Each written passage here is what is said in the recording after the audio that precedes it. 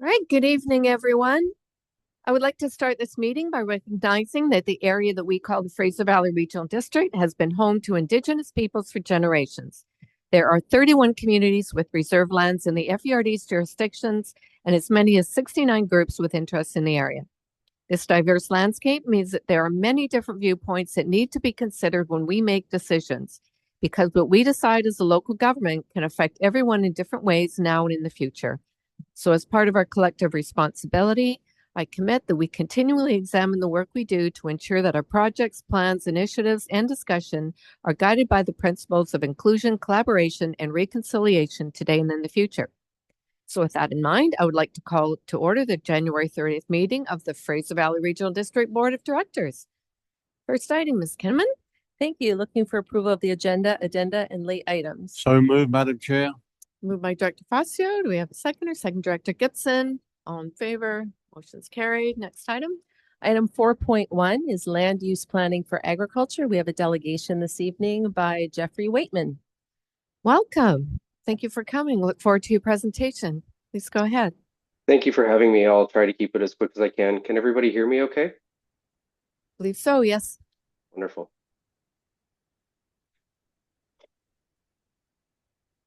Now, I'm not used to using Zoom. Is this showing the slideshow version? Can everyone see my super special notes? Yep. We can see your super special notes. Oh, you can. How about now? That's better. Wonderful. Thank you. My name is Jeff Waitman. I'm the Acting Director of Land Use Planning and Geospatial, the Land Use Planning and Geospatial Unit at the Ministry of Agriculture and Food. Previously to this, I worked for the Capital Regional District in Victoria for about 12 years before I moved to the province. So I have a pretty good feel and understanding for the role of regional districts across the province. I'll apologize in advance. There's a 1-year-old and a 4-year-old that are having a bit of a tantrum in the other room, and I'm hoping they'll get themselves under control shortly. So I'm here to speak a little bit about agriculture, why it's important, some of the biggest pressures we experience as agricultural land use planners in the ministry, some tools that we offer for support, some key messages, some actions, and then there should be, depending on your agenda, some time at the end for some discussions and questions, and I'll hustle through as quickly as I can. So agriculture is a significant contributor to BC's economy. Our farm cash receipts from 2020 are in the neighborhood of $4 billion, and in 2022 they were $4.5 billion.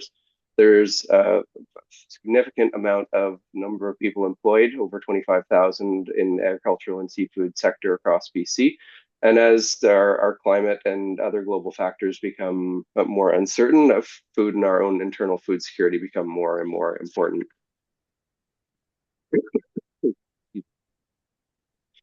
So the agricultural industry in the community is quite significant. As you see in this, you can see the 2017, 2018, 2019, 2020.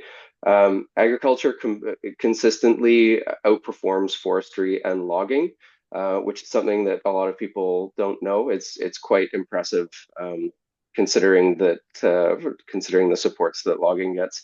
In addition, if you include the food and beveraging processing sector, it increases the sales and the contributions dramatically.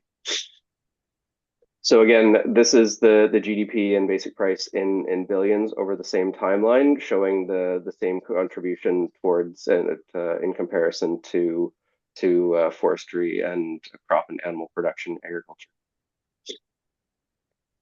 So the Fraser Valley Regional District is quite unique. It has over 23,000 farms. The average farm size is about 26 hectares, with 71,000 I believe that's hectares of agricultural land in the ALR. It accounts for 1.5% of all the ALR in BC, while it accounts for about 18% of the provincial total of farm cash receipts.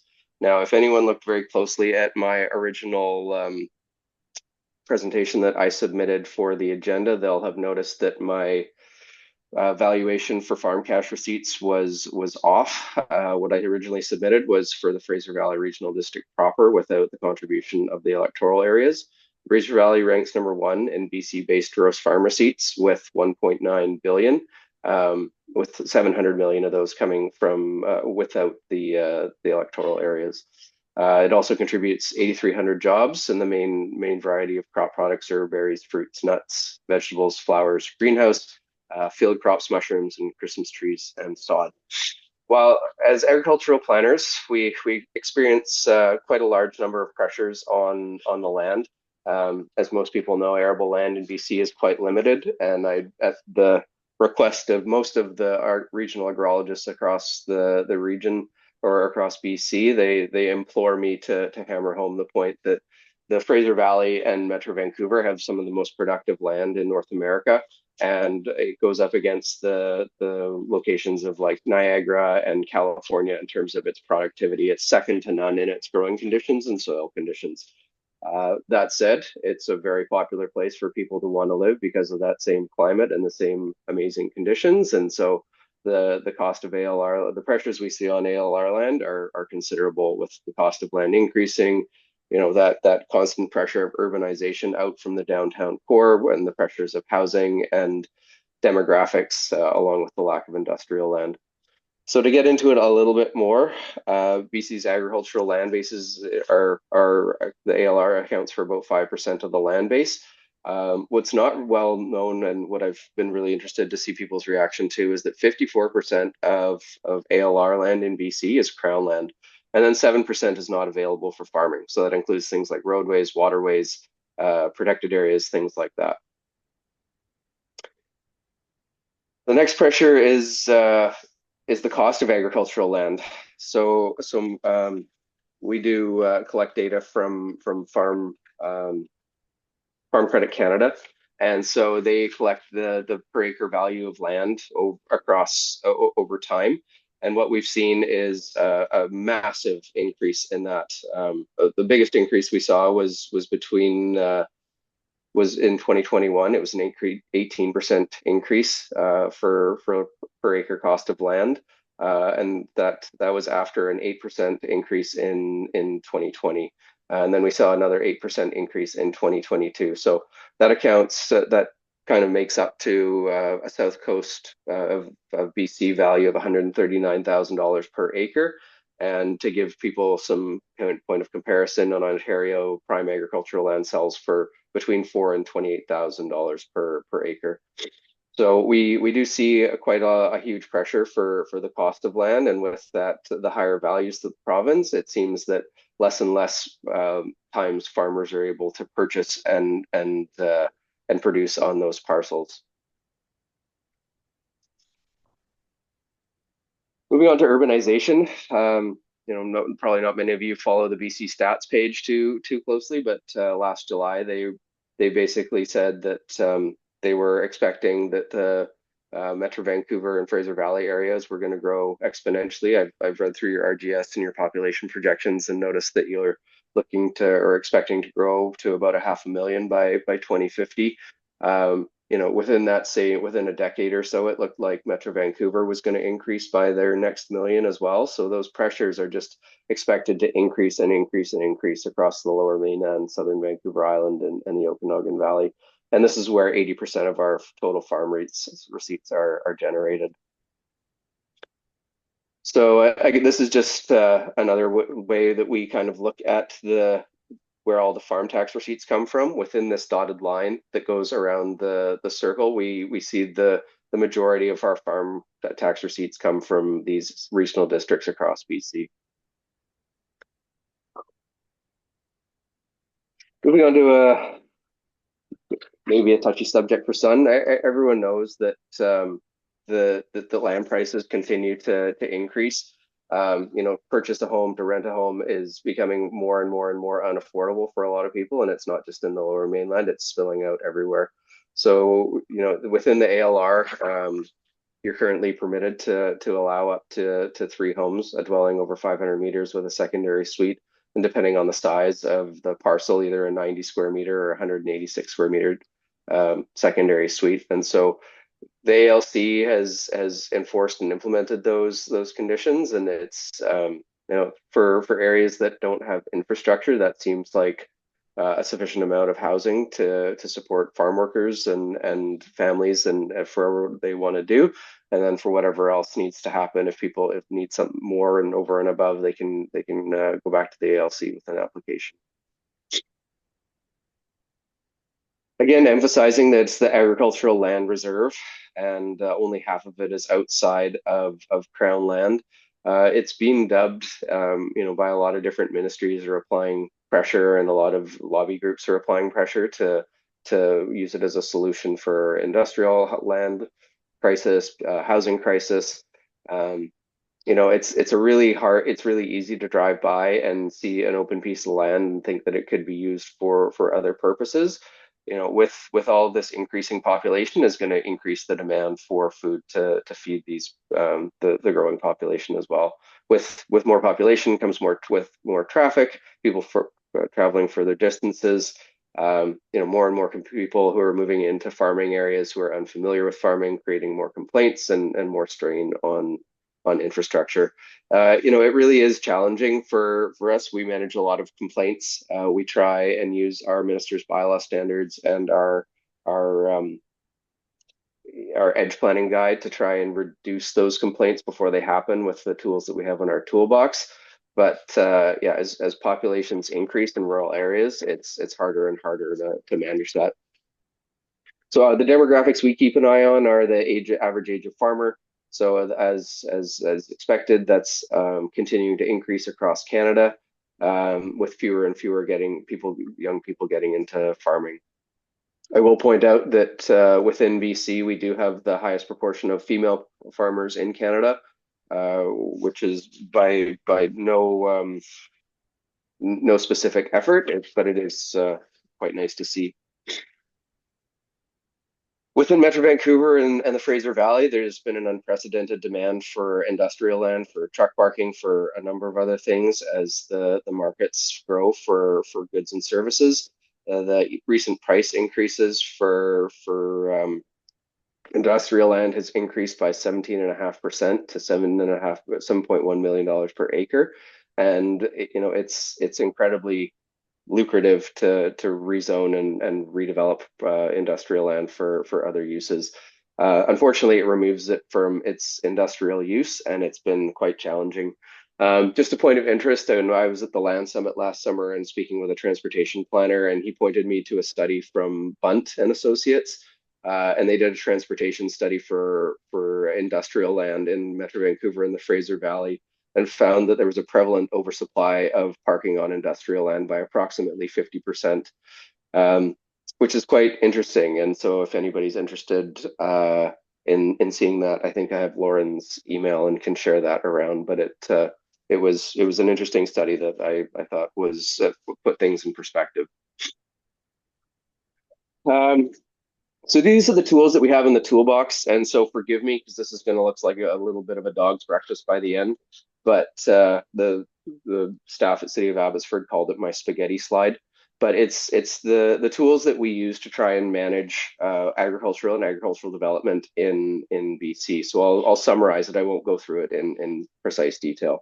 So the local government acting community charter gives the support for local governments to implement agricultural advisory committees, ag area plans, tax water rates, and support irrigation districts, and of course in official community plans, zoning bylaws, things of that nature. We're at the Ministry of Agriculture and Food. As I mentioned before, we develop and maintain things like our minister's bylaw standards that support guidelines for setbacks and siting and temporary farm worker housing provisions, minimum lot sizes, and then special farm bylaws for bird scare devices and mushroom facilities. And these are all specifically designed to reduce conflicts between different types of land uses. So try and give your bylaw staff a break, try and give your planning department breaks from people phoning and complaining about things before they become problems. Similarly, the Farm Practices and Protection Act, or the Right to Farm Act, as more people now know it, recognizes that farming businesses following normal farm practices are protected from local government nuisance and animal control bylaws, neighborhood nuisance complaints, and so on. The third stream of this is the other part is the geospatial component of my team. They complete agricultural land use inventories, and they've just completed, I think, Fraser Valley a couple years ago, and they're in the process of getting it all into their hub site in a format that they can share and pull some quantitative information for you and some metrics to share. And so hopefully that will be able to be shared with staff in more detail in the coming months. It's a massive undertaking that consists of digitization of each parcel in the ALR, and then a summer field survey. So it helps to raise awareness within the community, and then the data can be used to to support your planning processes.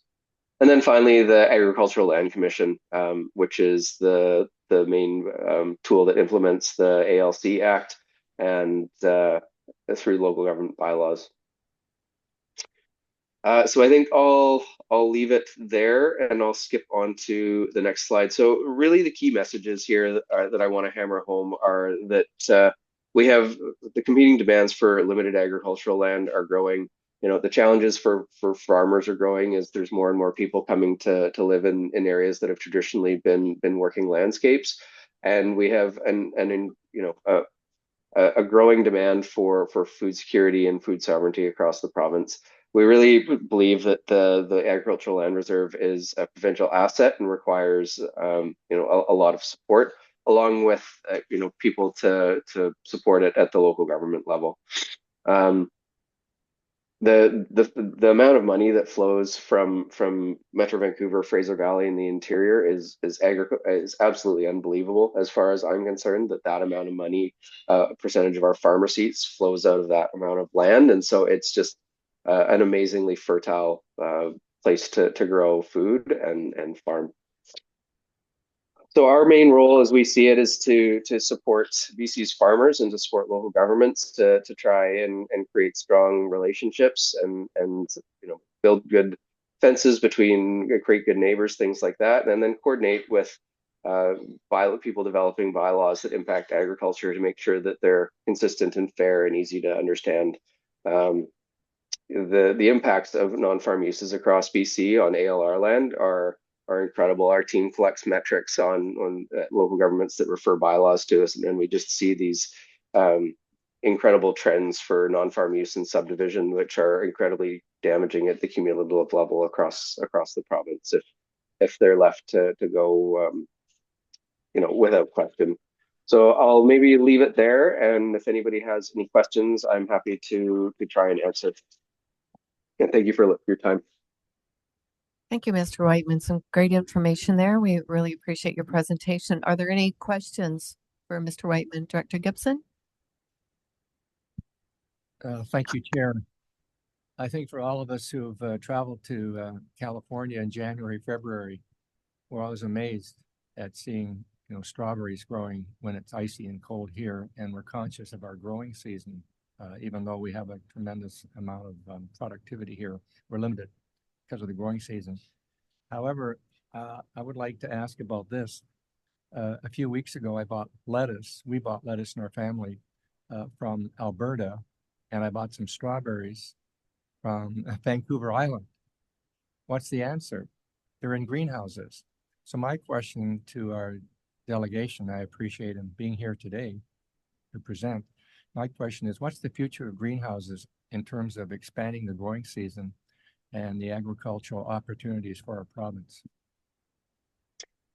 Yeah, it's certainly something that you see a lot of, and I'm disappointed that I don't have the agricultural land use inventory information ready to go for you, because I would be able to tell you down to the exact square foot how many would be how many are sitting in the Fraser Valley Regional District right now. Unfortunately, that's not loaded up onto the site quite yet, so I can't answer that. In terms of what the future spells for it, it's a permitted use in the agricultural land reserve. We see a lot of it throughout the lower mainland. In Delta, we've seen an increase in Vancouver Island. I think it also comes with some challenges that we understand, that the cost and requirements for heating are quite high. The water demands on it are significant. So I think when it's something that a local government, if that's something that Fraser Valley Regional District is looking to try and attract more of, it simply needs to be aware that it comes with other infrastructure and utility aspects that need to be considered for them to be successful over the long run as well. Those controlled growing environments definitely have their advantages, and I think I don't think there is one solution for the uncertain climate future, but I think there's with enough variety, I think there's enough opportunities for success. Thank you. Director Clute. Thank you. Thanks for being here, Mr. Waitman. I appreciate the presentation before the board here today. This is just a few comments that I hope you can help elevate with your connection at the provincial level. You've presented that farmers are getting older, or not as many farmers are out there, and that shouldn't come as a real surprise. As you know, I'm a farmer. We have a family-run dairy farm, but it's high cost of production, more red tape by government, high interest rates, et cetera, climate change. But I think more than ever, we need you to help us elevate the voice of the Fraser Valley Regional District is a region that has a lot of agriculture in it, and the farmer is only going to be as successful as to have the opportunity to process their product locally. And I read with interest the mandate letter to the Minister of Agriculture last week. She's not new to the portfolio, obviously. I think I've seen it on a number of occasions that one of the bullet points is to strengthen our affordability and food security, and by advocating with the federal government, but also expanding local food processing.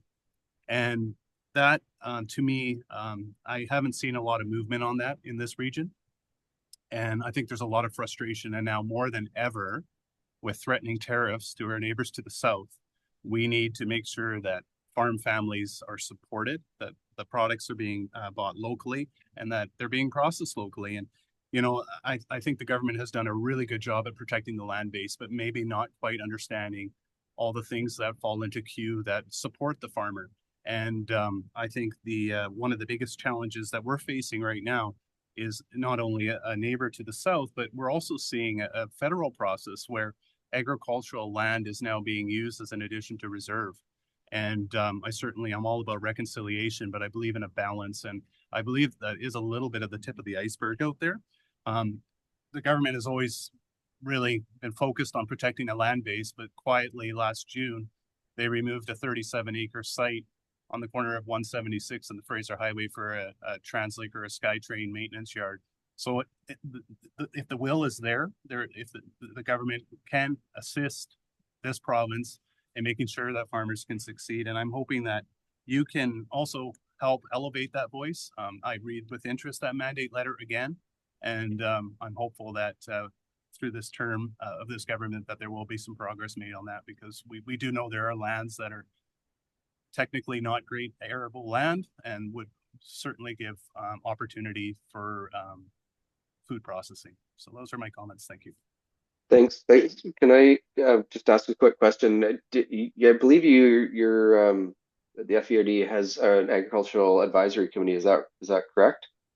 No. No? Okay. But many years ago. Right. Yeah, I think a lot of the communities around this table have their own for sure, Right. but this board does not. But I should let you know that certainly I feel pretty confident speaking for the board that we respect agriculture, and we know that it's a huge part of all of our economies, and food security and supporting agriculture is a huge area of advocacy for us, and our new Intergovernmental Affairs Committee has dedicated to making that one of our priority areas of advocacy. Yeah, it would not to be conversational in your board meeting. It would be the AACs are a great way to have a conduit directly into the government, and so if there's any way that you would like to have a staff member or somebody to sit in and be a representative, then it would be useful for us to have someone closer to you, so that you don't have to wait every however many years for one of us to show up as in delegation to the board. Thank you for that offer. Much appreciated. Director Siemens. Thank you very much. And just to build on that, where does modern agriculture and industry begin? And so the challenge that we have, 75% of the land in the city of Abbotsford, and I think Chilliwack is very similar ratio, accounts for about 75% of our land base. It gives us less than 2% of our tax requisition. And we are very proud and supportive of our agriculture, but the sheer magnitude of having to service that land and the flood mitigation. So a lot of the modern agriculture is putting a lot of strain on our infrastructure and a strain on our financial component of it. Senior levels of government are the ones that are receiving the taxation from a lot of the business component of this. So we need to have a more equitable division of some of those resources from the senior levels of government. Sorry, when you say infrastructure, just to be clear, are you talking about water and sewer and wastewater, or are you talking energy and that type of thing? Well, all of it. So Okay. so when we're talking about the infrastructure out on Sumas Prairie, for instance, a lot of city water is already going to a lot of those farms. The roads that are constructed out there, the dikes that we have to maintain. So when we have a long-term flood mitigation plan, it gets jammed with funding challenges. Those are expensive. And again, Chilliwack, Mission, the electoral areas that are along the Sumas River, they are the Fraser River. They are heavily impacted, and the amount of money that the province and the federal government put into the flood recovery, some prevention would go a long way. So I appreciate that you acknowledge that there's a lot of money and a lot of good food security and everything else being generated from agriculture land.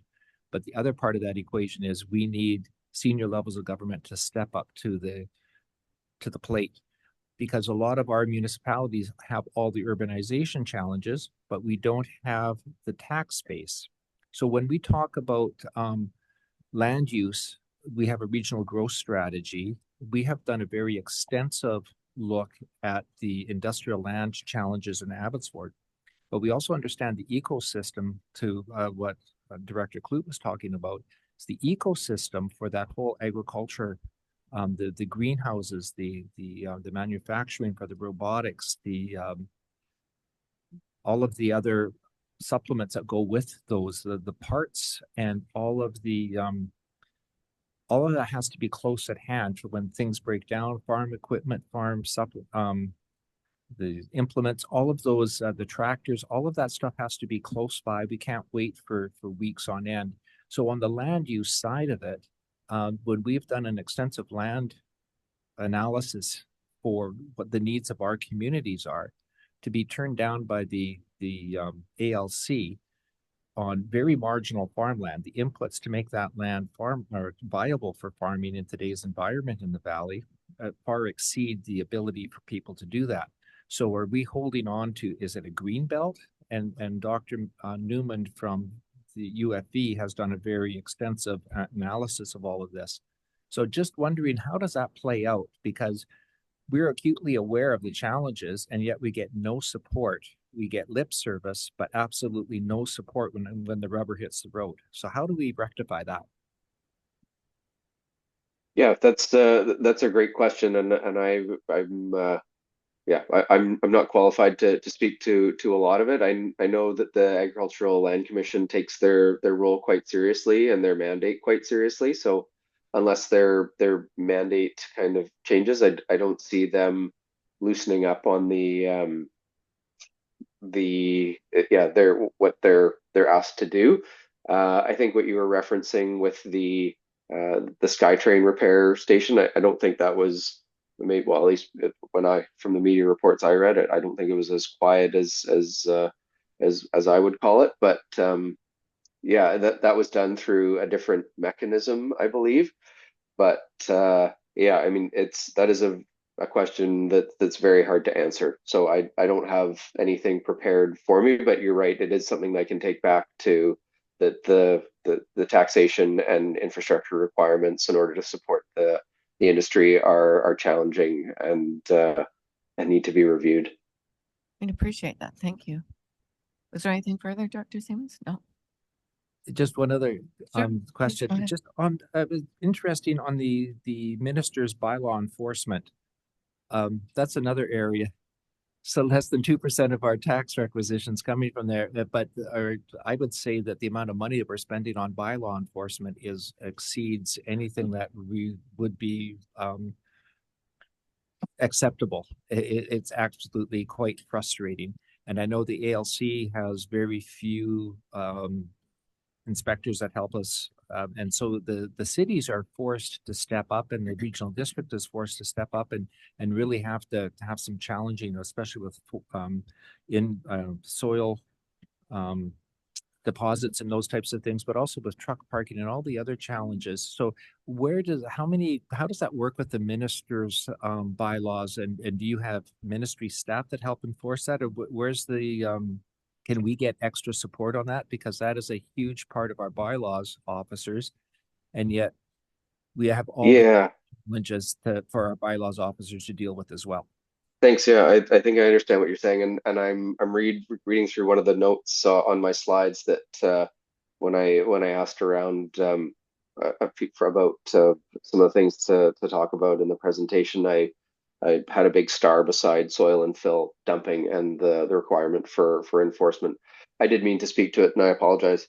It's an incredibly challenging role to have. And so, especially trying to figure out when and where and what's happening. And a lot of it is relying on, as most bylaws are, in terms of being complaint driven. It's my understanding that quite a substantial amount of resources were dedicated to enforcement over the last year, especially in the Fraser Valley Regional District, in partnership with the bylaw division. I do understand that it's a substantial draw on the bylaw officers as well. I can't speak for the ALC or for what their officers requirements are. I do know that they have a heavy caseload, and as you pointed out, I've heard repeatedly that there's not enough of them, but it is an ongoing challenge for sure that it seems everybody up the chain is aware of and is trying to consider an effective response to. Thank you. Director Davidson? Thank you. So on the topic of illegal fill, again, as you know, Hasek Valley has been a hotspot for problems. We've seen a slow erosion of the agricultural base because of illegal fill. And we know that despite the best efforts of ALC enforcement, we're seeing cases where stop work orders are getting just torn down, and it continues unabated. Is the province contemplating any legislative changes to give the ALC more teeth? For example, one suggestion was brought forward. If you look at the BC Wildlife Service conservation officers, if you're illegally hunting or fishing, one has the conservation officer has the legislated authority to confiscate a boat, car, truck, whatever's involved in that illegal activity. If ALC had the same kind of powers and could confiscate heavy equipment involved in violation of a stop work order by the ALC, I'm pretty sure this problem would stop immediately. Is the province even considering legislative changes that would support anything different than what we're already doing? Trying to think of a non-government response to this, but I can't help it. Like I don't work I work in the same branch as the policy and ledge division, but I'm not in their division, so I don't know exactly what they're working on. But I haven't heard of anything uh, that would amp up the ALC's authority to do something like that. I can certainly walk around the corner tomorrow and pitch it to them, or I could put you in contact with the director over there to for a conversation, whichever The, you would feel most comfortable with. both. I'll Okay. take whatever I can get. Would be greatly appreciated. Thank you. Okay. Thank you. Director Dixon? Thank you, Madam Chair. Thanks for the presentation. It was really great. A lot of good information. Just a couple comments, maybe a question. I'm not sure. I do echo Director Vice Chair Klut's comments about land adding to reserve, and just understand the reconciliation and all that, but not really familiar with the process. And there's some prime land in the Chilliwack area anyway that I think we want to protect and continue to farm it no matter who owns it. And that's we'll see what happens with that. The other part is, I'm just wondering, is there any work being done with the type of we're thinking about food security, which is a concern of mine. And then again, when I drive around and I see many of the areas that are covered with such things as pyramidal cedars and thousands of acres of them, well, I understand they're lovely, but is there any work being done around you know I know it wouldn't be required, but using the ALR lands or the farmland for food, or even a combination?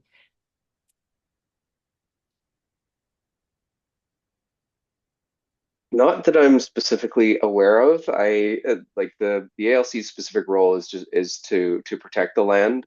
Our mandate in the Strengthening Farming program is to ensure that the land can be farmed into the future. I don't know of any plan to change the allowable uses for agricultural land, of which growing trees is one of them. Yeah, I'm not aware of this time, but maybe maybe Director Davidson can add that to his list when he talks to, or I can walk it over to the Director of Policy and Ledge as well. Okay, thank you. To get you a specific answer. Thank you. Director O'Donnell? Thanks very much, and thanks for your presentation. Are you actively searching for alternatives or alternative ways of farming? Vertical farming is something that keeps coming up regularly in conversations, and a couple of companies have approached my particular area expressing interest in that. Is that an accepted or approved method of farming? Although it uses more technology, it uses less water. Is that something that you're looking at to maximize the usage of that land? And then my other point is, a number of years ago, a great deal of greenhouses, especially through the Delta corridor, converted from, say, growing peppers and hothouse tomatoes to growing pot. And that didn't seem to work out for them. And some of them are converting back now. Have you heard that a great deal of them are converting back to growing vegetables and foods? That would be it. Okay. So there is closed environmental farming is, or I'm not using the right term, I'm just trying to Google it here so that I can get it right. But yes, there is a provision in the ALC Act which allows for a form of vertical farming. There's a very specific definition of it. I'm just trying to find it, but it doesn't seem to be coming up for me while I'm talking to you here, unfortunately. Yeah, so I'm not there is a permission that allows for a form of vertical farming. It's closed, I think it's closed environment. Yeah, I can't remember the last part, unfortunately, off the top of my head right now while I'm trying to think about it on the spot. And so yes, that is a permitted use within the specific definition of it. Ad hoc, I have heard of several cannabis producers that are going back, but I mean I wouldn't call it a trend. I wouldn't say I have enough information to say that that's happening across the province or in any one particular area. It just happens to be the ones that are either in the news or able to get their message out there through various different means. So I don't know if that's necessarily the case province-wide. I have heard cases of cannabis producers either changing or not, losing funding and not being able to carry on. But there's cases of that in a variety of sectors. So I'm not sure otherwise. Thank you. Okay, seeing no other speakers, just want to thank you again, Mr. Waitman, for your time and this discussion with the board. It's a very important topic for us. We Thank appreciate. you for having me. Thank you. Have a good evening. You as well. Next item, Ms. Kinnaman. Thank you. Item 5.1 is the draft Fraser Valley Regional District Board meeting minutes of December 12th, 2024. Madam Chair. Moved by Director Facio, seconded by Director Clute. All in favor? Motion is carried. Next item. 5.2 is the draft Fraser Valley Regional District Committee of the Whole open meeting minutes of January 23rd, 2025. We have a mover, Director Dixon, seconded Director Dreesen. All in favor? Motion is carried. Next item. 6.1 and 6.2 are committee minutes for information and matters arising. Happy to separate any of those items for discussion. Anyone? No? Okay, next item. 7.1 is amendment to the board and committee procedures bylaw brought forward by Director Dickey, Electoral Area D. There is a motion for your consideration. Director Dickey, would you wish to speak to this? Or you just want to move it? This one moved by Director Dickey. Do we have a seconder? Director Dixon?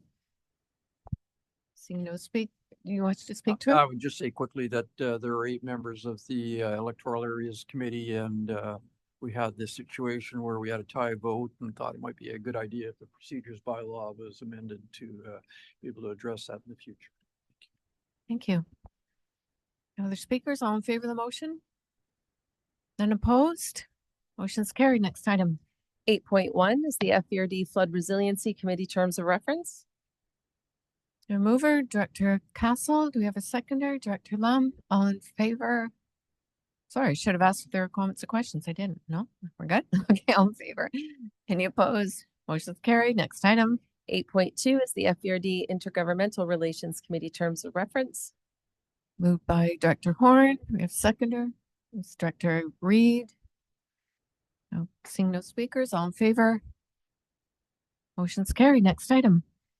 8.3 is the 2025 holiday closure of FERD corporate offices. So moved, Madam Chair. Moved Director Facio, second Director Gibson. Any speakers? No. All in favor? Unopposed? Motion's carried. Next item.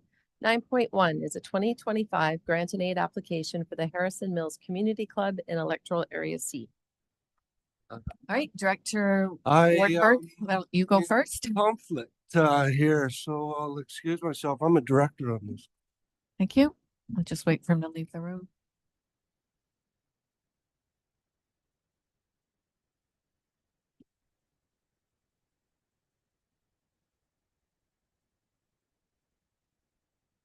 Okay, do we have a mover?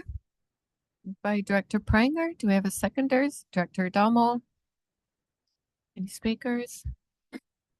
Director Pranger. Thank you. Through the chair, this is a very well-used community center in a very small area. I really appreciate the help that's being given to that community center. Thank you. Thank you. All in favor of the motion? Any opposed? Seeing none, motion's carried. Okay, we can Wait just for let Director Wardenberg back into the room.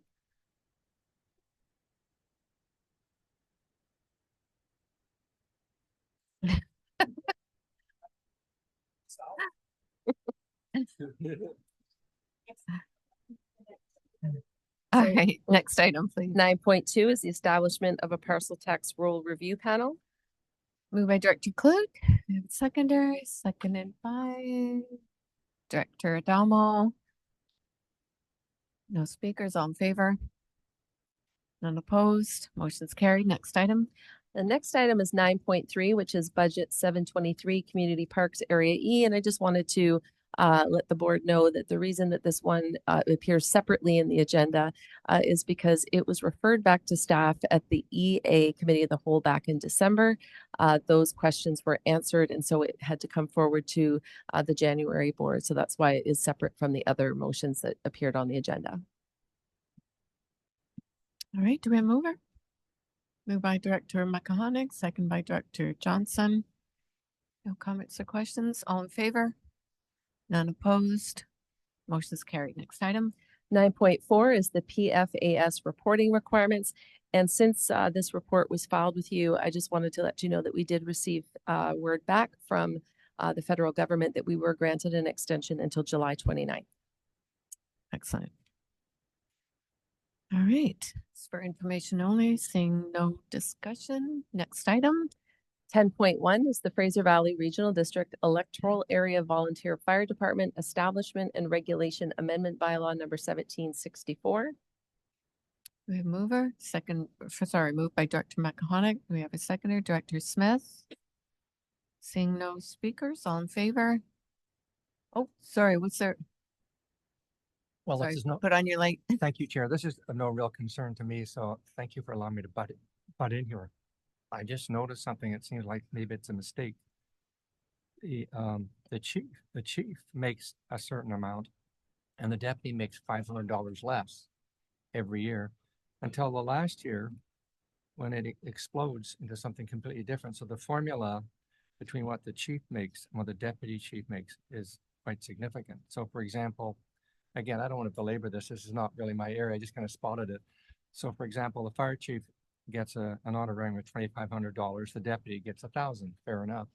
And then the last year, the chief makes $3,000 and the deputy makes $2,500. Only $500 less. There seems to be no logic to the formula. Almost like it's just been maybe done a little bit randomly. You'll notice that it's inconsistent. So the deputy at the end is making only $500 less. Right now he's making $1,500 less. So maybe it's just a typo. I should apologize really for butting into what you guys are doing, but it's something I noticed. Thank you very much. I'll let Ms. Kinnaman speak first, and then Director McCahonick would like to speak. Sure. Through the chair to Director Gibson, I would defer to Director McCahonick. These decisions are made very much in conjunction with the individual fire departments and the electoral area directors that support them. My understanding on this one really is in terms of there is probably quite a lot of variation across the fire departments in terms of the responsibilities of a chief and an assistant chief. And this is to reflect that amount of work that is undertaken by those individuals. It may not be consistent across fire departments, depending on the call volume or the scope of responsibilities, but I'm happy to defer to the elected official on this one. Director McCahonick? Yes, so thank you for bringing that to our attention. So it came to my attention that the Chilliwack River Valley Volunteer Fire Department, their rates were significantly lower than other fire departments for doing the same work. The background is we brought it to the board and there wasn't an appetite for consistency. So I decided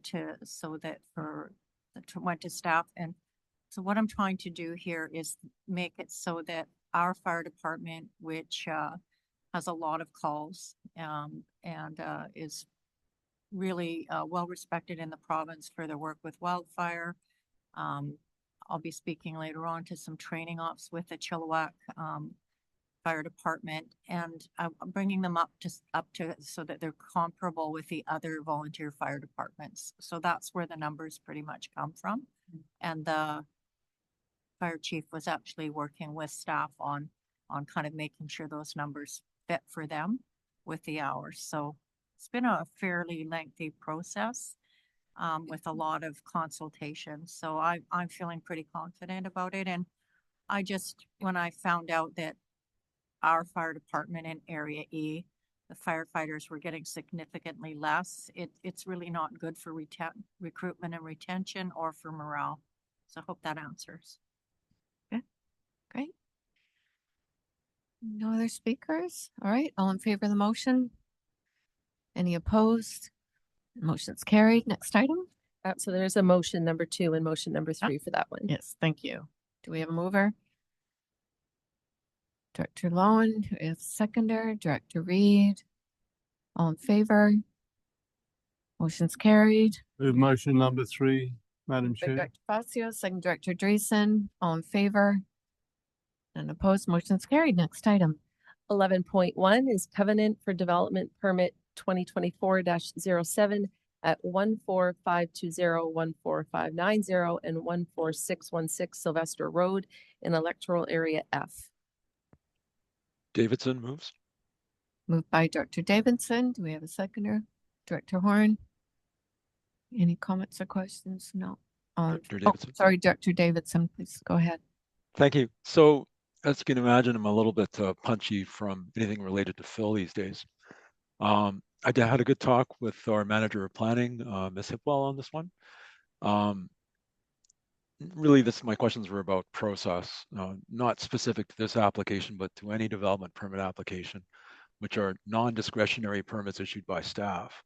My question was basically, given that we live in an era now where a few years ago, at least, any property owner could be trusted not to bring in an excessive amount of fill because it's excessive. If it's unnecessary cost, they're simply not going to do that.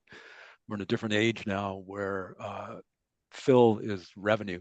So that, of course, brings risk of people being excessive in terms of the amount of fill they bring in. So my question of Ms. Hipwell was, where in our process can we basically verify that the amount of fill being brought in for any specific need isn't excessive and being done for profit as opposed to a specific land use? And the answer she gave me was that it's the nature of the provincial legislation that it's prescriptive in terms of what we can and cannot do. So there's really no vector for us to ask that kind of question with the existing development permit legislation that's in the Local Government Act.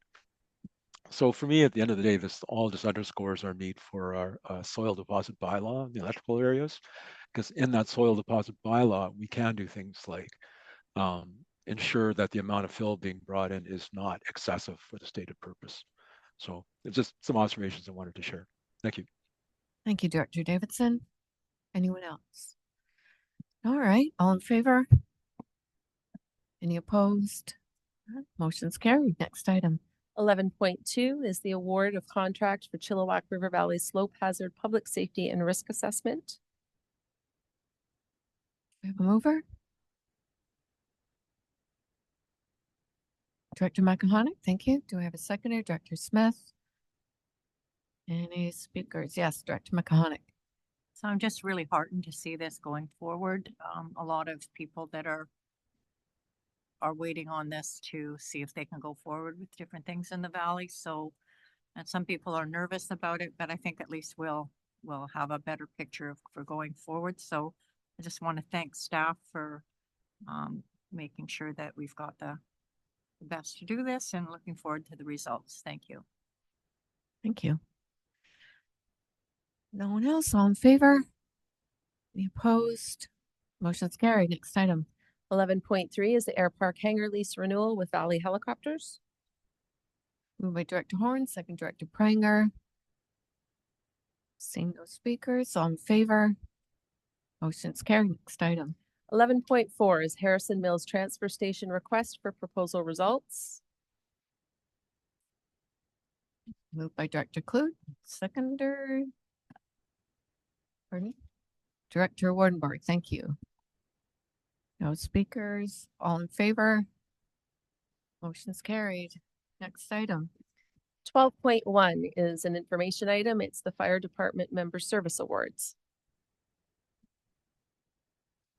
Just for information only. I see no speakers, but I just want to express my appreciation. I know they've already been thanked, but thank them very much for their services. These people work very hard and they are very much appreciated.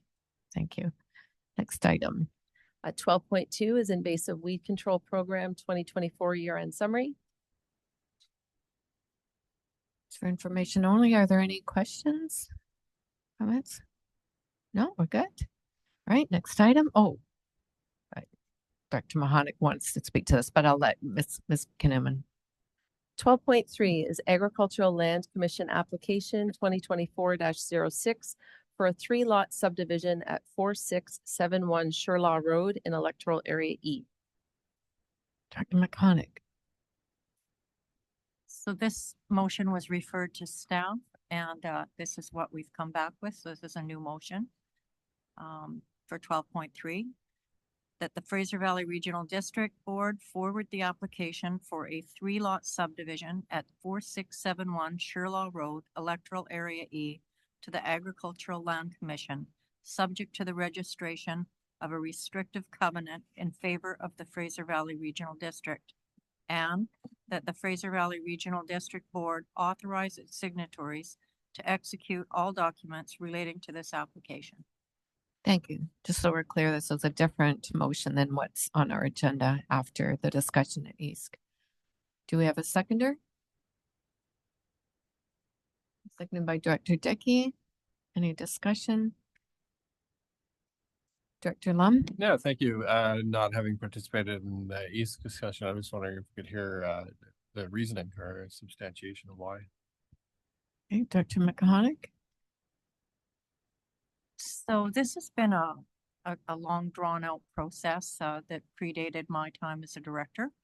And it was to go forward with a covenant, and then the proponent decided to step back and not go with the covenant. So then Regional District recommended that it not go forward. So I've been working on this since I started, and staff have too. So back and forth, and the proponent has decided that they will go forward with the covenant. So the property is, it's one of the properties that, although it's in Area E, it's actually, you have to access it up to Ryder Lake. I don't know if you're familiar with it. And right below it is Auchenway Road. So it's quite steep. It is a large parcel, but with the covenant, staff worked on this, took it back, and they're recommending that this is a way to go to forward it to. So this is a first step to go to the Agricultural Land Commission. Thanks. Appreciate that clarification because that's different than what's in the report. So it's good new information. All right. Any other comments or questions, Director Dixon? Thank you. Just to clarify, in the report, it has the proposed restrictive covenant. I guess that was from prior, that talks about no disturbance build over 50% of the property. Is that the similar type covenant that will be requested or asked of? Maybe Mr. Daniels can speak to this. Thank you. Certainly, if I may, through the chair. The covenant that's referenced in the motion that's on the board table tonight is a way of allowing the application to proceed to the Agricultural Land Commission for the ALC to make a decision while preventing the subdivision until the board is comfortable with the results of the Chilliwack River Valley Public Safety Study and any changes to the community plan that might be required as a result of the public safety study. So the covenant would simply prevent the subdivision from actually occurring while allowing the proponent to get a decision from the ALC while we resolve these questions about public safety in the Chilliwack River Valley. So I'm assuming the ALC would be made aware of these other issues? Yes. Okay, thank you. Anyone else? All in favor of, sorry, Director Clute. Just a quick question through to our staff. So we know that there's that slope study that we just approved. That falls right into this, does it not? Through the chair to Director Clute, that's exactly the study that we're referencing. Okay, so the ALC, when they received this proposal with the FVRD's support, I guess, they'll see that there's a long history and that there's a whole bunch of moving. Okay. That's correct. Thank you. Thank you. Director Davidson? Thank you. My understanding of current ALC view on subdivisions is generally to oppose them unless it can be shown that by doing the subdivision you would improve farming or be beneficial to agriculture. Just going through the report, I'm not seeing anything that kind of speaks to that subject. So in my mind, there would be substantial risk that despite having agreed on the covenants, the ALC just turns us down on that basis alone. But things may have changed. My understanding may be a little bit stale. I'm just wondering if staff could share any thoughts or comments on that topic. Yeah, we'll go to staff for shoot, but just to clarify, they wouldn't be turning us down. They would be turning the applicant down.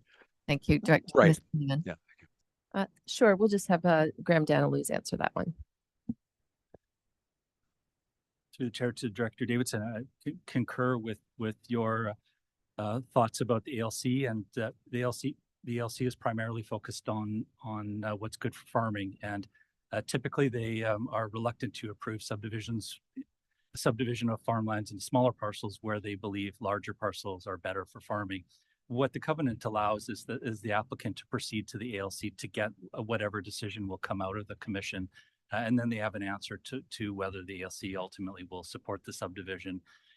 The covenant preserves the position the board currently has, our board, which is the ability to not allow the subdivision to proceed. If the applicant does get through the ALC and then the results of the Chilliwack River Valley Public Safety Study are positive and we make some changes to our community plan, then we would work with the property owner and remove the covenant from the title, and that would free the subdivision up to proceed. Right. Any other speakers? No. All in favor of the motion? Okay. Any opposed? It's EAs only, Chair Ross. Oh, sorry. Yes, thank you. EAs only. Can I have your hands up? I couldn't see it very clearly. Thank you. Opposed? Seeing none, motion's carried. Next item. Next is 12.4, which is UBCM's Regional Community Program, FERD and Stay ALS Forum Grant Application. Do we have a mover? Moved by Director Reid, second Director Popov. Any speakers? No. Seeing none, all in favor? Any opposed? Motion's carried. Next item. Next is our consent agenda, which are motions brought forward from the January 23rd, 2025 Committee of the Whole, which are items 13.1.1 to 13.1.7. Are there any that anyone would like to pull out of that consent agenda to be discussed separately? No, all right, a motion then. Well, Director Horn, second by Director Gibson. No speakers, all in favor? None opposed, motion is carried. Next item. Moving all the way down to, oh no, we got that one. Moving down to item 14, which is motions brought forward from the January 27th, 2025 Electoral Area Advocacy Committee meeting, which was just on Monday after we published this agenda. So we will just ask staff to bring the motion up on the table, on the screen. And we're going to bring these forward one at a time, and I will just read them for everyone's benefit. So the first motion, which came from the Electoral Area Advocacy Committee, is that the Fraser Valley Regional District Board directs staff to bring forward to a future meeting amendments to the Electoral Area Advocacy Committee terms of reference, and that the proposed amendments include options for determination of the committee chair for the Electoral Area Advocacy Committee. And I would just note that the reason for that is that the original terms of reference are somewhat silent on who should chair that meeting. Currently, it is composed of the chair of the board plus 4 EA directors. And so we would bring forward options for the committee's consideration. Thank you. Yes, I should probably speak to this. It's my motion, but I just thought in this particular circumstance with the Electoral Area Advocacy Committee, I thought it was important that one of them should be the chair of that committee rather than myself. So do we have a mover? Moved by Director McConaughey, second Director Siemens. Any questions? No, seeing none. All in favor? Motion's carried. Next motion, please. Okay, so the next motion, my goodness, this is very challenging to read, but as you know, that the purpose of this committee is to bring forward some topic ideas for advocacy for 2025, which may include developing resolutions to go to LMLGA and hopefully onward to UBCM. So this first or the second motion is that staff be directed to request a meeting with the Minister of Forests as a follow-up to the 2024 UBCM resolution on management of fire risk on Crown land, and that staff be directed to request a meeting with the Minister of Environment, Emergency Management and Climate Readiness as a follow-up to the 2024 UBCM resolution on disaster financial assistance. And further, that staff be directed to provide a report back to the February 13th, 2025 meeting of the Electoral Area Services Committee, providing draft resolutions or recommendations for advocacy for the 2025 Lower Mainland Local Government Association on the following topics: development of an additional provincial insurance program for victims of climate-related events who are ineligible for the Provincial Disaster Financial Assistance Program, legislative amendments allowing for regional districts to seize property associated with illegal fill activities, expanded and updated process associated with BC Assessment's Property Assessment Program to ensure that all housing is being adequately assessed and taxed, implementation of a 911 call answer levy on cellular devices, unhoused encampments within FERD's rural areas, and finally, that staff be directed to monitor the following topics for future Lower Mainland Local Government Association resolutions or advocacy: development of Provincial Bill 44 and the requirements for a housing needs assessment, and legislative amendments allowing for provincial access to private property to undertake recovery works following weather-related events such as the 2021 atmospheric river event. And if I may, Chair, just to sort of summarize, some of these may rise to the top as a potential resolution to go to LMLGA. Some of them may not. Some of them, it may be the recommendation of staff that these are ones that are suitable for further research and development, or possibly other advocacy strategies that can be done any time of year. Just noting that the deadline to submit LMLGA resolutions is March the 3rd, in which case we need to make some decisions here in our February agenda cycle. Thank you. And this motion allows staff to do a little bit more research. Do we have a motion, any discussion? Director Davidson? Thank you, Chair. Just given that we're asking staff to provide a report, I did want to refine the bullet, 2 bullets. I'm not sure if I need to propose an amendment or just leave it with staff for their consideration. I'll describe the things that I'm looking at first. One is for the second bullet on legislative amendments allowing for regional districts. That would be legislative amendments allowing for provincial agencies and local governments to seize property associated with illegal fill, not just regional districts. So to be specific, looking for the ALC to be able to do this first and foremost, but local governments need that ability as well. So in terms of your question, whether there should be amendment or not, we don't even have a motion on the table. We should probably do that first.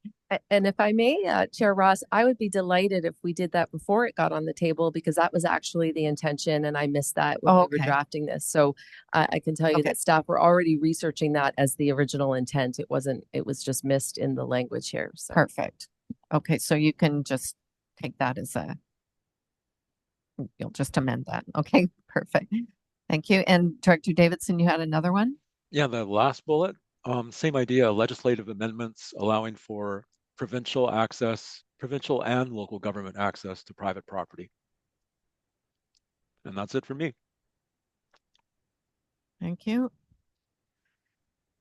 All right, anyone else? Okay, Director Siemens. Thank you. Just a question to staff, I guess. So when you say that some of these will bubble to the top for immediate, this is fairly tight time frame. So how does this affect other work plans that we have in place? And just, I don't want to overload staff, and I know these are important. So does that mean that the ones that we're working on already will bubble to the top, and the others might be a next year thing? Through the chair to Director Siemens, thank you for that question. This is a very long list of ideas that were brainstormed. I can't speak at this point in time as to the likelihood of any of them being at that readiness stage. It's possible that there won't be any that actually make it to resolution stage, depending on the background work. I don't anticipate that this is going to jeopardize other projects. It's myself and largely and Sam Piper, our manager of communications, that will work on this. The report will come to RACS and EASC in February. So this work has to be done by Monday in order to hit next week's agenda. So we've already initiated some of this work. We've got some good leads on some of these items already. I think this just really serves as a really good starting point for both this committee as well as the one to follow. In terms of developing a little bit of a process around this board's advocacy, the strategy, and keeping a bit of a database really of all of the different topics that are important to your communities and the different ways that we can move forward. UBCM and LMLGA and UBCM resolutions aren't the only strategy. Some of these might just be requesting meetings. So we look forward to bring that report with recommendations for you to consider next month. Thank you. And Ms. Kinnaman, in terms of the tight timeline, can you maybe speak to the board about what we discussed about maybe getting a head start for next year? Yes, thank you. And I really have to credit Director Davidson for pointing this out. It is a little bit of a challenge with the way the scheduling works because committee appointments, of course, happen on an annual basis and they're done following the appointment of your chair. Unfortunately, what happens though is that the LMLGA deadlines are really early in the year. And so it doesn't leave a lot of time for the committees to brainstorm and strategize and then give staff the time to research things. So what we're thinking about proposing for 2025 is that immediately following UBCM in September, that both of these committees meet in October and November and get a bit of a head start. Some of these topics might be the ones that are still in play for 2026, but just really trying to formulate some good process and structure around how we do our advocacy as an organization and make the most out of the resources that we have. Thank you. All right, we do need a motion. Do we have a mover? Director Adamo, seconder, Director Dixon. Any speakers? No. Director Clute. I hate to pull things apart, but I find that the one amendment there is a little bit, I guess, not real clear. So it says legislative amendments, and then we added the word provincial agencies and local governments. So is there an expectation that a portion of that seized property would come to split half, or should it say and or? Good question. Maybe we can take that under advisement. That might be another. I think at this stage, through the chair to Director Clute, I think really what I'm hoping for is that we get agreement that these are the subjects that we're going to research.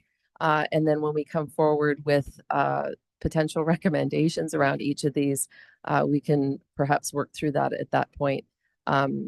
It was really challenging to bring this recommendation forward, as you can imagine, because the actual proposals and the concepts weren't fully developed. And so we just really wanted to capture the flavor, I suppose, of what the committee talked about and the subject matters that they were interested in bringing forward for your consideration.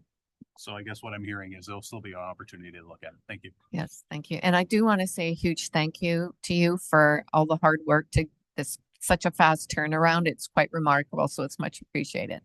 Probably some late nights. So thank you. All right. We had a mover and a seconder. See no other speakers. All in favor? None opposed? Motion's carried. Next item.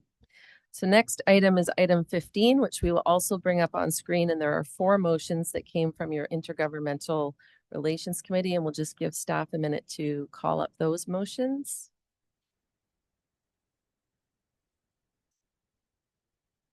So motion number 1 is that the Fraser Valley Regional District Board directs staff to report back to the February 13th, 2025 meeting of the Regional and Corporate Services Committee with a draft LMLGA resolution on the topic of the unmet demands on social and community infrastructure as a result of provincial housing targets.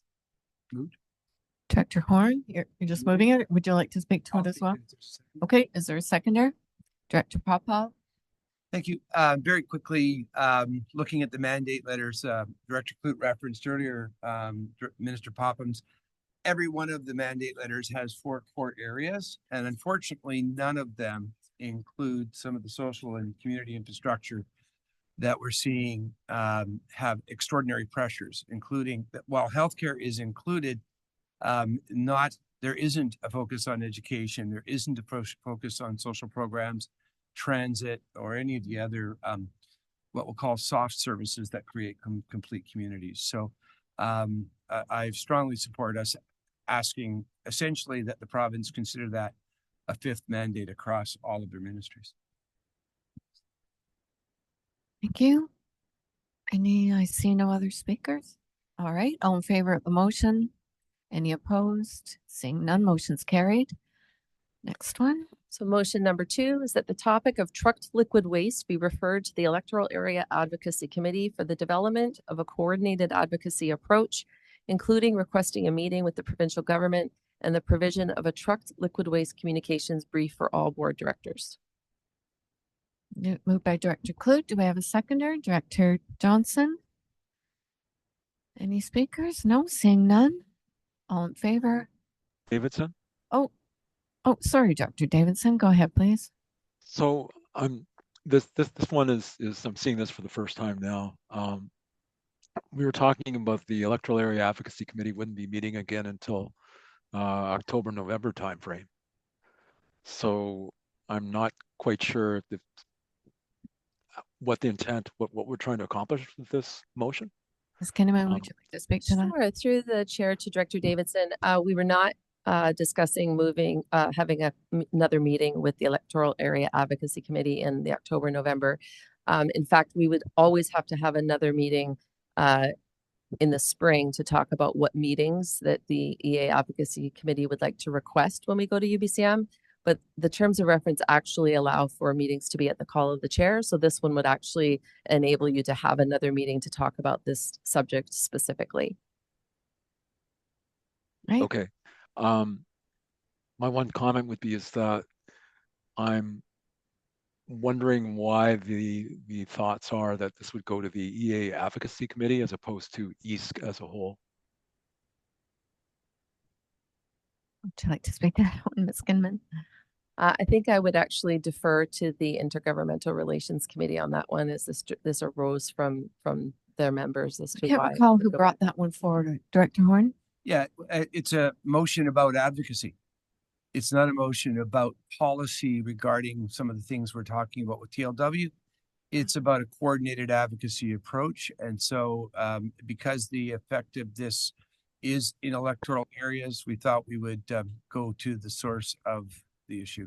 But I don't think anybody from Intergovernmental Committee had a strong feeling on that. We'd, I think, be open to if that was a concern. But that was the thing. So, okay, for myself then, I'll propose an amendment that this matter be referred to EASC, not the EAAC, simply because the topic is of widespread interest, and my own thoughts are that whatever we do with it, basically all the EA directors should be in on it. All right, do we have a seconder for that amendment? Director Dickey? No more comments or questions? All right, all in favor of the amendment? Motion's carried. Now in favor of the amended motion. All in favor? Any opposed? So, Director Lum, sorry. Sorry, not opposed, but I was wondering when the appropriate time is. So, thinking back to our discussion, I think we had talked at the Intergovernmental Affairs Committee about how interconnected any solution was going to be with municipal partners who own and operate the infrastructure. That likely any solution that's going to happen is going to rely on. So if it's just EASC that's going to develop a coordinated advocacy approach, that would exclude municipal voices. So I'm wondering, we're not in a circle here now, going back, but I just want to make sure, like, for sure, East, I agree with Director Davidson and East having a lot of skin in the game on this one, and should be loud voices at the table, because it's potentially their residents that are going to struggle with not having a solution. But I don't think it can be only East developing an advocacy approach, especially since the response from the provincial government thus far has been liquid waste is a responsibility of local government, go back and deal with it. And the solution thus far has relied upon municipal governments disproportionately, Chilliwack, Abbotsford, and Mission. Ms. Kinnaman, I see you looking like you want to speak to this. Oh, sure. I'm happy to. Through the chair to Director Lum, any recommendations that would be developed by EASC always have to go to the full board for approval anyway. So I don't really see any concerns about this approach. Director Dickey? Thank you, Madam Chair. And speaking for EASC as chair, I think I get support from the rest of the directors. We would certainly welcome at any time cooperation and coordination of this effort with the municipal directors. Thank you. Director Pranger. Thank you. And further to Director Lum's comment, we do have some skin in the game in Kent. Thank you. Yes, agreed. Thank you. All right. Any other speakers? All right. All in favor of the amended motion? None opposed. Motion's carried. Next item. Okay, so the next motion is that the Fraser Valley Regional District Board direct staff to report back to the February 13th, 2025 meeting of the Regional and Corporate Services Committee with a draft LMLGA resolution on the topic of protection and preservation of industrial land. Sorry, I heard a mover over this. Director Lum, second by Director Pranger. Any discussion? No, all in favor? Any opposed? Motion's carried. Next one. Okay, and the last motion is that staff be directed to continue to monitor the following topics for future Lower Mainland Local Government Association resolutions or advocacy: provincial funding program for radon mitigation, equitable approach to shelter bed locations, and food security. Do we have moved by Director Popov, second Director Reed? Any discussion? Director Siemens. Yeah, I'm just not quite sure what that means, to monitor the following topics. So staff are monitoring that, or is that something that the elected officials should be monitoring? I'm wondering how this plays out, because I'm just not quite sure what it means. Sure. Through the chair to Director Siemens. This one is back to the concept that some of these topics, for example, radon mitigation was one that came forward last year.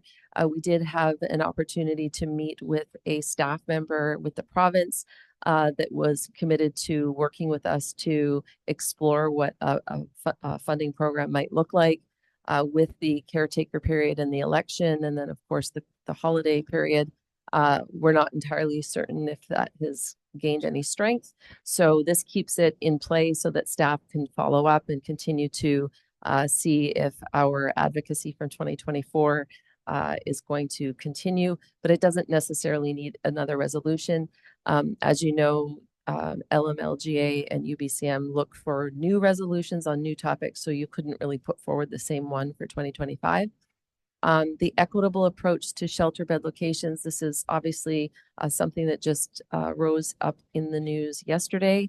And so staff are reaching out to the city of Chilliwack to determine if it would be an opportunity for the regional district to endorse any resolutions that were coming out of that municipality. You may recall the regional district did that in the past for a city of Abbotsford resolution. So just exploring that one. And then finally, the food security issue, just noting that issues around food security have certainly been a topic at this table for many, many years. There continue to be agriculture-based items in our strategic plan. And so this one is probably more in that category of put it in the research and develop. So this is all falls within staff, but again, just trying to capture all the topics for your awareness of what we're looking at. Thank you. And I would probably just want to add to that. I don't think our advocacy for this board would be limited to these issues. We're a brand new committee. We just had one initial brainstorming discussion. Would love feedback from the board, but this is what we prioritize as a start for that committee for advocacy. I mean, we do, and we discussed the fact that, the UBCM and FCM and LMLGA resolutions, that's just one method of advocacy for issues that are important to this board. We do have a lot of MLAs, and often these resolutions will just go to the sitting government. In our advocacy efforts, we can broaden that, and we can speak to all MLAs and all different levels of government. So we're maybe a little aggressive and optimistic, but we're a keen committee, and we're very excited to do a lot of work on behalf of this board. Director Horn? Well, it's been largely covered by the last two speakers, as I would have expected. The only thing I would add, and I guess the answer to your perspective, I think, Director, is I would agree. I would say it's both. And in the last item, for example, I raised the question, or raised the information that yourself and myself, Director Clute, Director Popov attended an event hosted by Pitt Meadows around food security. And so that gives us the opportunity to find out whether we can be allies in that work where it's already being led. I think that was part of the perspective, but I think we should be alive to all of the things going on, because there's, I think, 24 of us around the table who may know what's going on and can advise on whether there's somebody already doing advocacy, and we don't need to fragment it. Thank you. All right. Anyone else? No? All right. Seeing none, all in favor of the motion? None opposed? Motion's carried. Next item. Item 17 is items for information and correspondence. Happy to separate any of those items. Anything anyone wishes to speak to? No? All right. Move on to the next item. Moving to reports by board directors. Anyone? Director McMahon. Thank you. I just wanted to mention that the Chilliwack River Valley Volunteer Fire Department reports that crews from Hall 4 and career staff from E1 trained together on January 28th. The crews continue to develop their interior firefighting skills, and the instruction from firefighter Cole Philbrook was excellent, and that the Chilliwack River Valley Volunteer Fire Department is thankful and wants to express how beneficial their joint training is, and that teamwork keeps both communities safe. So I just wanted to bring that forward as their thank you. Thank you for sharing that. Director Dixon.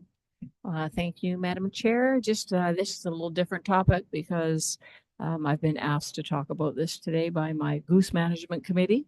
So very briefly, Cultus Lake or Area H has had a Goose Management Committee for 6 years, where we actually have obtained permits to, they're called danger damage permits, where we've obtained permits to search for goose nests and eggs and addle the eggs. And it all began just because there were so much goose feces all over the beaches and the walking paths, and it was problematic in our area, and it was costing a lot to maintain it. So we've had some success. We haven't eradicated the geese. That isn't the goal of it. But we've maintained our 6 years of data shows that we really have maintained the population. It's not increasing. It's about the same. But we have addled around, I think it was 250 eggs, which means those would have probably hatched and become adults. So I'm telling you that because my committee is also saying, hey, why don't you talk about this and see if there are any other communities that want to get on board, or we can share what works. So I'm just putting that out there. Like I said, we've had some success, and there's still geese, but there's not as many. So it's cleaner. Thank you. Thank you. I appreciate that. Director Facio. Thank you, Madam Chair. You'll be receiving a call from Harrison. And maybe our staff who manage Mill Lake. Yeah. All right, anyone else? No, all right, next item, please. Moving down to public question period for items relevant to the agenda, and I'll just turn things over to our corporate officer, Jamie Van Ness. We have no members of the public joining us online tonight. We have nobody in person tonight, and we have not received any questions. So we can move to the next item. Thank you. Next item then, please. Looking for a resolution to close the meeting. So moved, Madam Chair. Moved by Dr. Fossil, second Dr. Shaw. All in favor? Motion's carried. Okay, you just give us 3 minutes to set up the room.